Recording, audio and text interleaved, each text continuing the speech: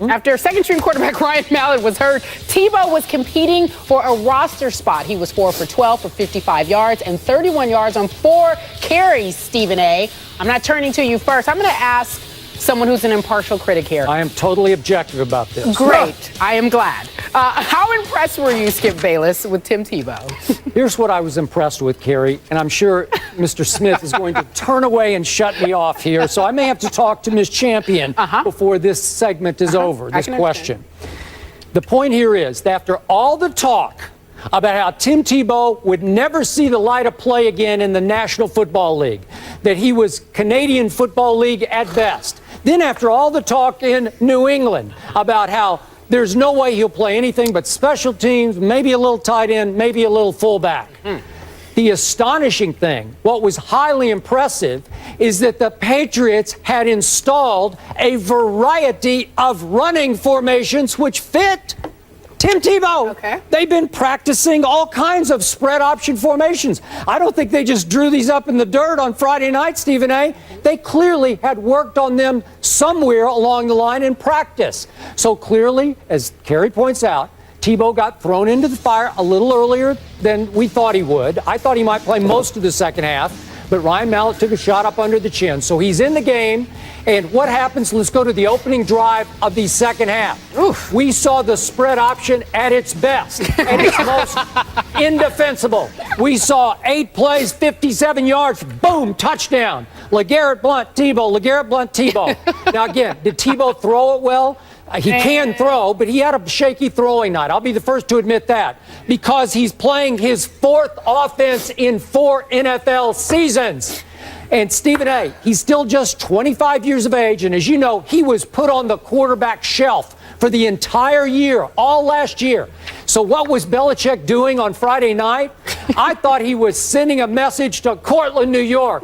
What fools you Jets were. He was laughing at the Jets as he ran formation after spread offense formation and let Tebow do what he can do in the National Football League. Is that win? He can win. He can win. That's all he does is win. Sure. All he does is make yards. All he does is move the offense, Stephen A.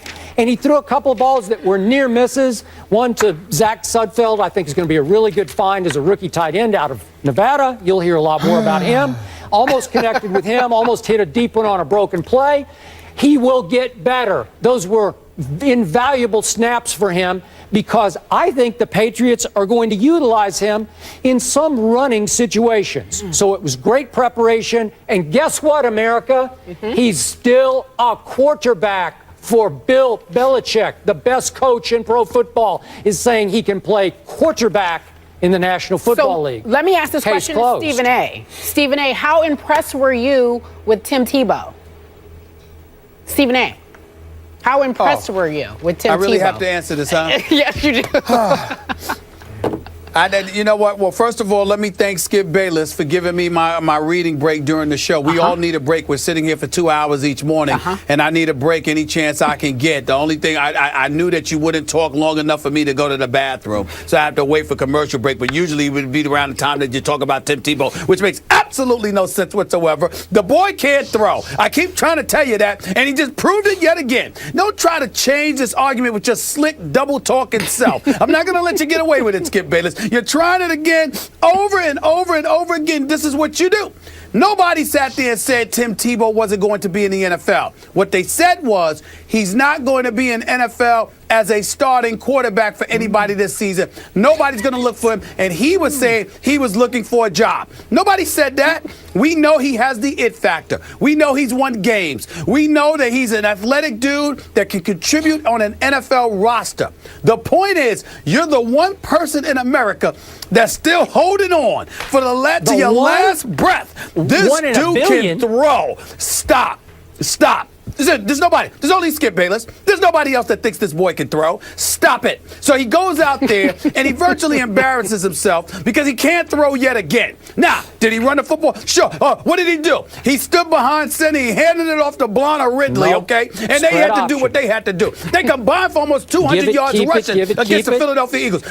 Blonde had 101 yards rushing. Ridley had about 92. They ran all over the Eagles. We know this, okay? But the point is, all right, I'm sorry. Forgive me if I can't recall who Tebow handed the ball off to, all right, or the few meaningless running plays that he was able to register.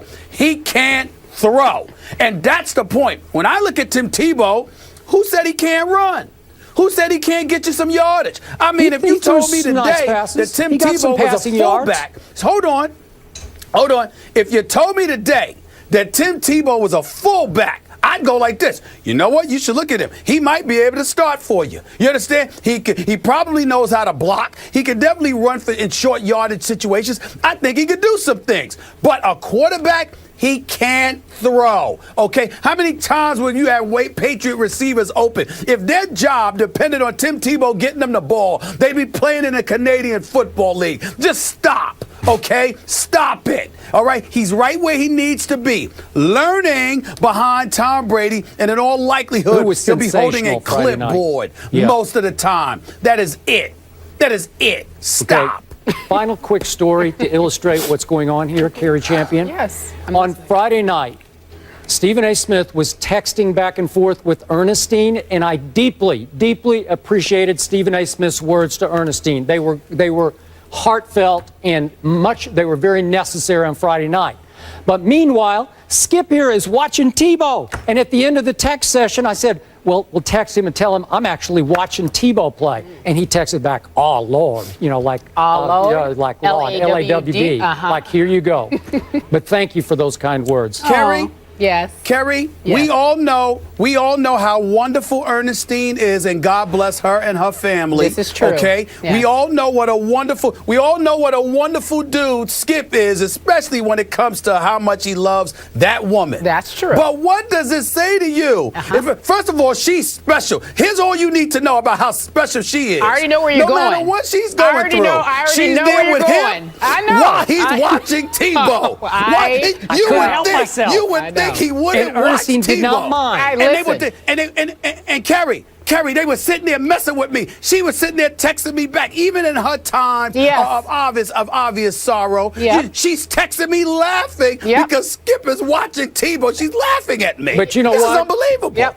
This dude. Last thing I'm going to say, and Ernestine did lose her beloved mother last week to cancer. You and I made her laugh, and that was the only moment the whole weekend we made her laugh. So thank you for that. Right. With that being said, no problem, bro. Obviously, no Ernestine, problem. Anything for y'all. We love you, and our thoughts are with you. Skip, you're a good boyfriend. I don't Thank you. really know, but yeah, that's what she says. I know.